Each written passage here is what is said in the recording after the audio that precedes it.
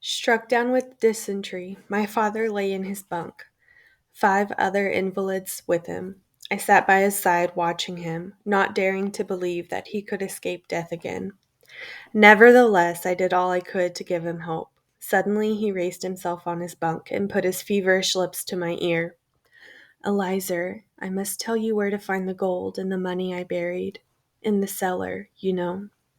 He began to talk faster and faster, as though he were afraid he would not have time to tell me. I tried to explain to him that this was not the end, that we would go back to the house together, but he would not listen to me. He could no longer listen to me. He was exhausted. A trickle of saliva, mingled with blood, was running between his lips. He had closed his eyes. His breath was coming in gasps. For a ration of bread, I managed to change beds with a prisoner in my father's bunk. In the afternoon, the doctor came. I went and told him that my father was very ill. "Bring him here." I explained that he could not stand up, but the doctor refused to listen to anything. Somehow I brought my father to him. He stared at him, then questioned him in a clipped voice. "What do you want?" "My father's ill," I answered for him. "Dysentery." "Dysentery? That's not my business. I'm a surgeon. Go on. Make room for the others." Protests did no good. "I can't go on, son. Take me back to my bunk." I took him back and helped him to lie down. He was shivering. "Try and sleep a bit, father. Try to go to sleep." His breathing was labored, thick. He kept his eyes shut, yet I was convinced that he could see everything, that now he could see the truth in all things. Another doctor came to the block, but my father would not get up. He knew that it was useless. Besides, this doctor had only come to finish off the sick. I could hear him shouting at them that they were lazy and just wanted to stay in bed. I felt like leaping at his throat, strangling him, but I no longer had the courage or the strength. I was riveted to my father's deathbed. My hands hurt. I was clenching them so hard. Oh, to strangle the doctor and the others. To burn the whole world. My father's murderers. But the cry stayed in my throat. When I came back from the bread distribution, I found my father weeping like a child. "Son, they keep hitting me." "Who?" I thought he was delirious.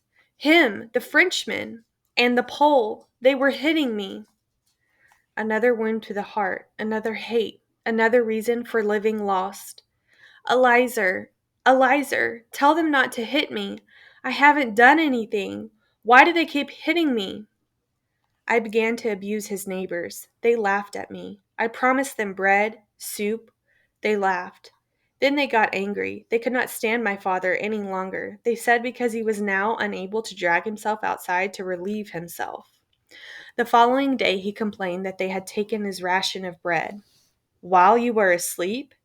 "No, I wasn't asleep. They jumped on top of me. They snatched my bread and they hit me.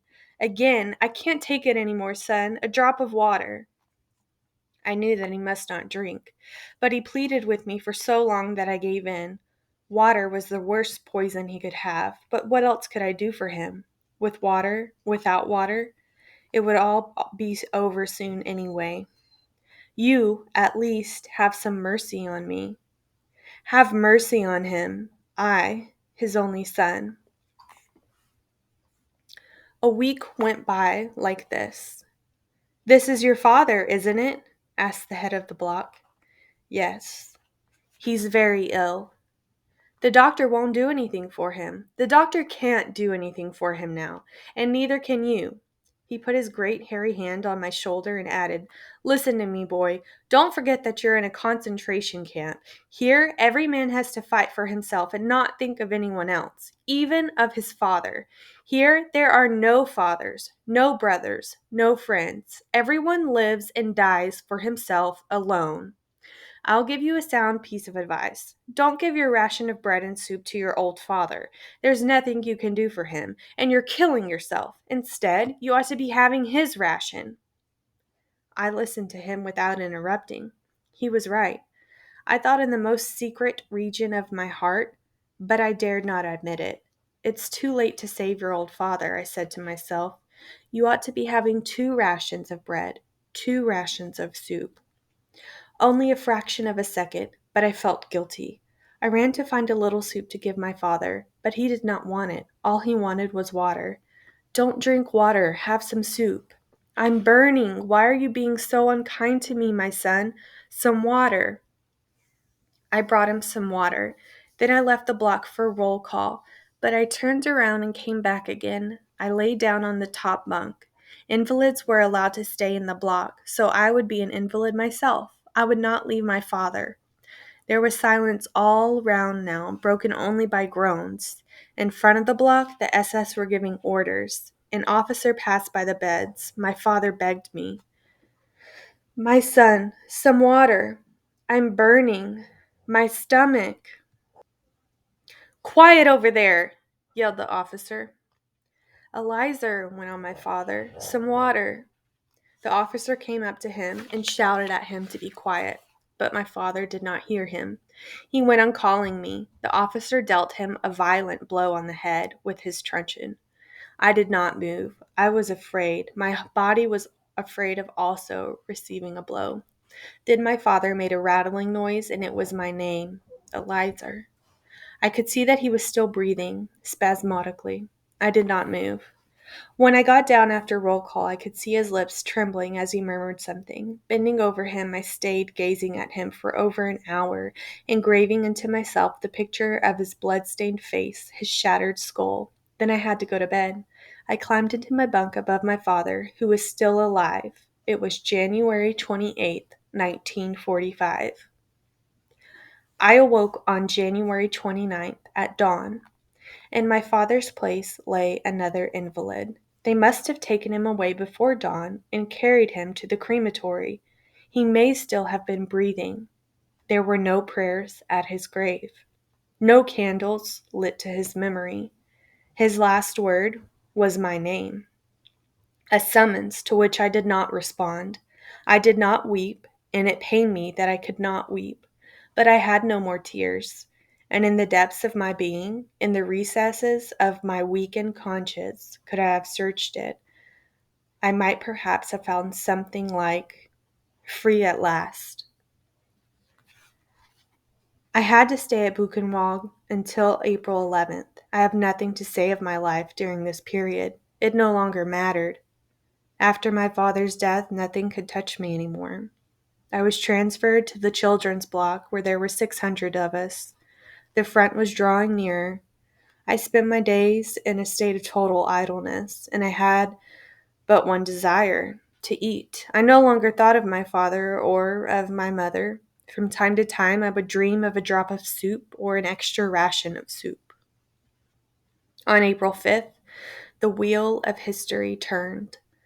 It was late in the afternoon. We were standing in the block waiting for an SS man to come and count us. He was late in coming. Such a delay was unknown till then in the history of Buchenwald. Something must have happened. 2 hours later, the loudspeaker sent out an order from the head of the camp. All Jews must come to the assembly place. This was the end. Hitler was going to keep his promise. The children in our block went toward the place. There was nothing else we could do. Gustav, the head of the block, made this clear to us with his truncheon. But on the way we met some prisoners who whispered to us, "Go back to your block. The Germans are going to shoot you. Go back to your block and don't move." We went back to our block. We learned on the way that the camp resistance organization had decided not to abandon the Jews as was going to prevent their being liquidated. As it was late and there was great upheaval, innumerable Jews had passed themselves off as non-Jews. The head of the camp decided that a general roll call would take place the following day. Everybody would have to be present. The roll call took place. The head of the camp announced that Buchenwald was to be liquidated. 10 blocks of deportees would be evacuated each day. From this moment, there would be no further distribution of bread and soup, and the evacuation began. Every day, several thousand prisoners went through the camp gate and never came back. On April 10th, there were still about 20,000 of us in the camp, including several hundred children. They decided to evacuate us all at once, right on until the evening. Afterward, they were going to blow up the camp. So we were massed in the huge assembly square in rows of 5, waiting to see the gate open. Suddenly, the sirens began to wail. In alert, we went back to the blocks. It was too late to evacuate us that evening. The evacuation was postponed again to the following day. We were tormented with hunger. We had eaten nothing for 6 days except a bit of grass or some potato peelings found near the kitchen. At 10 o'clock in the morning, the SS scattered through the camp, moving the last victims toward the assembly place. Then the resistance movement decided to act.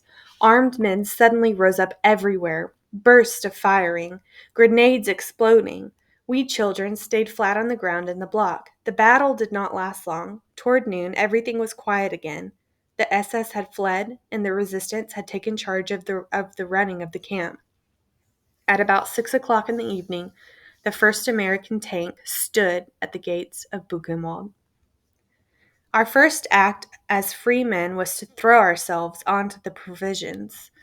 We thought only of that, not of revenge, not of our families, nothing but bread. And even when we were no longer hungry, there was still no one who thought of revenge. On the following day, some of the young men went to the Weimar to get some potatoes and clothes and to sleep with girls. But of revenge, not a sign. 3 days after the liberation of Buchenwald, I became very ill with food poisoning.